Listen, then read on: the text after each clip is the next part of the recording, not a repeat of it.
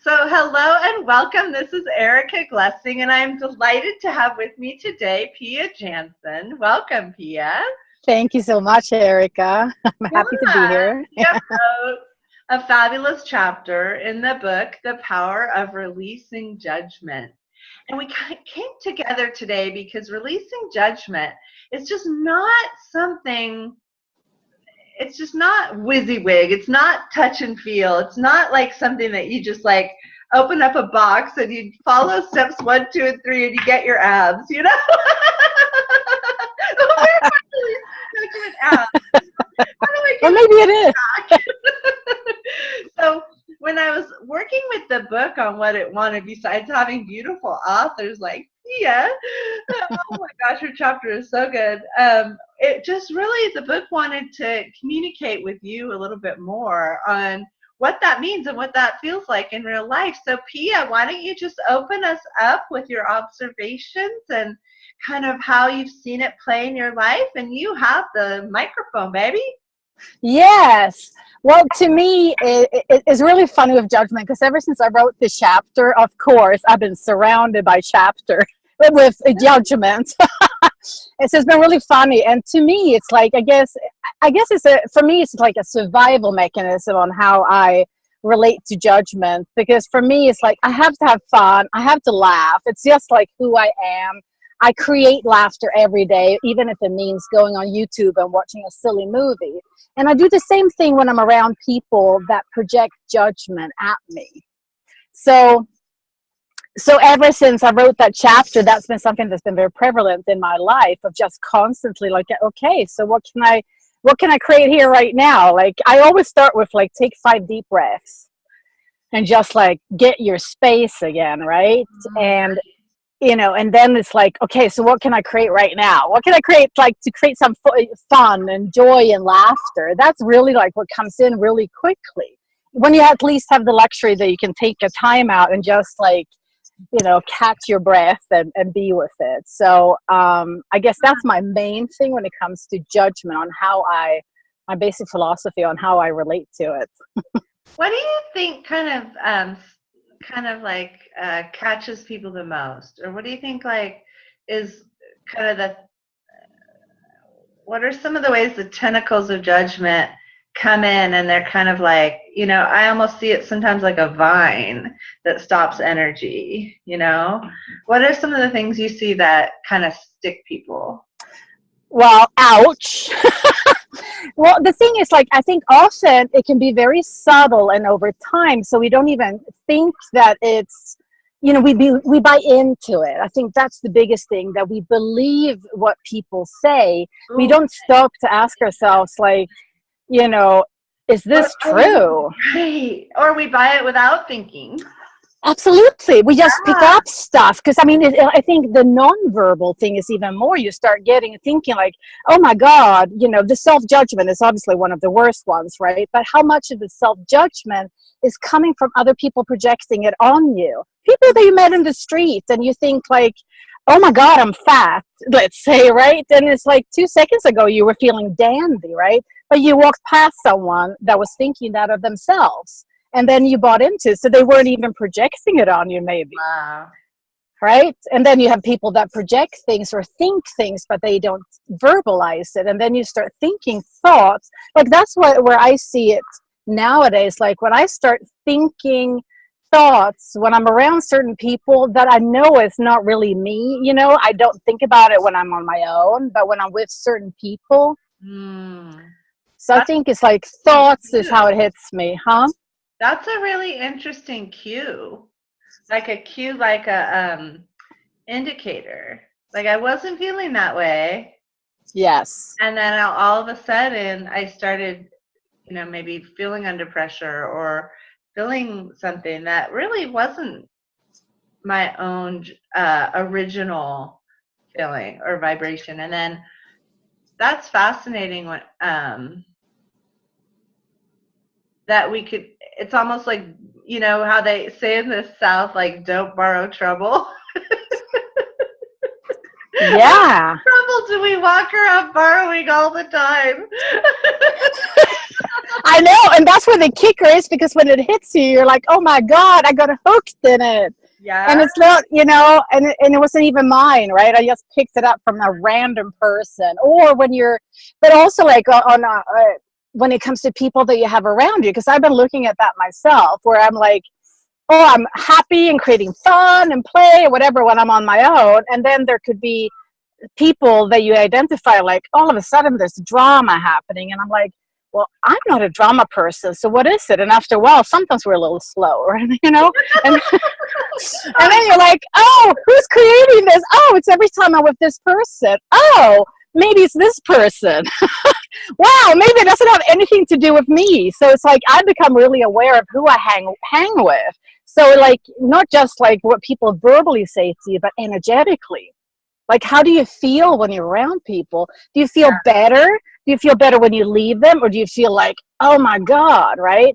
And when you feel really contracted, that's like when you need to pay attention from my point of view. Because is it worth sapping your mojo to have like fun and laughter, Not to me. Yeah, I mean, I think what you're talking about right now for me, like if I had to pinpoint one thing that from pulling this book together with all the fabulous contributing authors, if there was like one thing, I think it was what you just brought up. And it doesn't seem that tangible, but if you happen to have someone in your life, for me it was an ex, whose judgment of you contracts your energy, you allow your energy to be contracted on a daily basis over numbers of years. I've been looking at like, is that almost like an addiction to being contracted?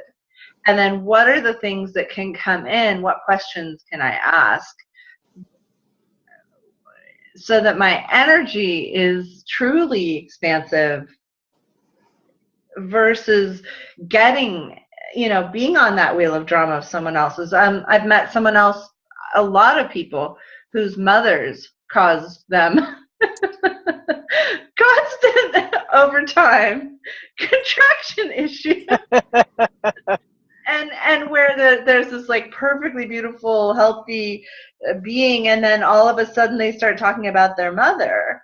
And it's really fascinating because I've taught happiness for so many years, and it's fascinating to me that energy of that can be so contractive. So what are some things we can do if we do find ourselves in that scenario where there's someone in our life, be it someone who maybe kind of technically has to be there, or we think has to be there, or we've made them solid there. What are some things we can do? What do you recommend when you're working with people on that? Well, the first one, I mean, after doing the 5 deep breaths, which is my classic one, because you kind of get your space, it's also like dropping your guard, because also we'll be like, automatically, energetically, and even emotionally, we'll be like, stop it, defend ourselves. But that only bounces that energy back and forth more and more. So instead, just say to yourself in your head, drop that guard. Drop it and then expand your being. Because your being, your spirit, who you are, expand it as far out as you require so that you can breathe again. Because if you tune into your breath, I think a lot of the times when we are being targeted, we start breathing differently. Wow. So just by tuning into your breath and just focus on deep breathing until you feel that you're getting you back. That's like one simple thing that you can do. There's tons of questions that you can ask, but I know that there's lots of that in the book, so I'm not going to go there. But just, when you relax and expand out, then things can't stick you. It's the guard that gets that energy bouncing. It's kind of like, and you can stop obviously talking back if someone is charging at you. Just be silent because they can't retain it if you're not answering back. I know. Isn't that amazing? It's like, if I'm not going to jump on that boat with you, I'm not on the boat with you. Yeah, and people that are seeking judgment or seeking arguments or whatever, they want someone to, Yeah. start something with. And if you don't buy into that, and if you're just like, and I mean, and obviously walk away if you have the opportunity, right? I mean, don't hang around people that are abusing you or judging you. It's like you have to take care of you, number one. And if you're the one judging you, then obviously stop it. That's what I would say. Watch that Bob Newhart clip. Stop it. Go to Google and to YouTube. That one is hysterical. I laugh so much at it, but it's so simple. Just stop it. Stop it. That cracks me up. That reminds me of I was with one of my kids and we were trying on clothes at a store. And I was telling someone when I walked in, I was feeling really good. And then I didn't feel so good when I left, and I felt all icky, and I felt uncomfortable. And then my daughter said something about how much she hated trying on clothes in that specific spot. And both my daughters are just, gorgeous. They're just flat out gorgeous. They're just top to bottom. I mean, I'm sorry, but they're still like in their young teens, and they're just, there's nothing about them that's offensive. Yeah. And yet they left feeling all icky and self-judgy and uncomfortable and kind of fat and, icky and just like ugly, and like nothing really fit them right, or their butt was too big, or I don't remember the exacts, but they left with all these thoughts. And I was talking to someone later that day, and they were like, you need to really clean the dressing room, like energetically. Like they were saying, if you're going to go into a dressing room, you have to get rid of everyone else's thoughts in there, or you're just they're all stuck in the mirror. Yes. Oh, talk about projected points of views. My gosh. Yes. Wow. That's awesome. So what tools do you use, Erica? Well, in that situation, I would say I've come to actually just not go into if I feel a charge near a dressing room at a store, like I listen, and if it feels bad enough, I just don't let my kids or me go in there. I just say, I'm getting kind of a creepy vibe. There's 17 of those stores, like now they're all chains. We'll go to what like Forever 21 at a different location. Or for me, I'll just say to myself, like, whose is that? Whose is that? And then how does my body really feel? Yes. Like, that's another thing. Oh, this is just crazy. But like trying on bras, I was like, stop looking at what they look like and ask yourself, how do they feel? Yes. Same thing with shirts. Stop looking at what they look like and ask yourself, how does it feel to wear it? Which is apples and oranges. Yes. And I don't really know what I was doing. Tell me what I was doing. I don't know which tool. Tell me what tools was I using when I was doing that? Yeah, what tools were you using there? But how about all those projected point of view just go away? It's like leave.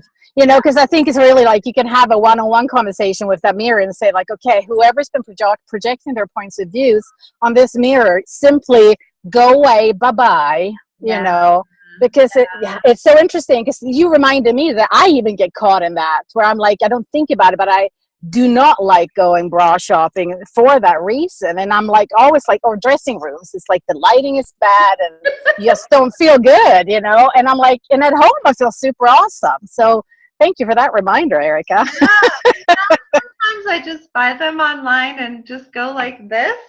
And then if they're bad, I send it back so I don't have to go through the process of the dressing room, because I like things that I put on a sports bra. It was so comfortable. And normally I wouldn't do that because it wasn't like supporty enough or something.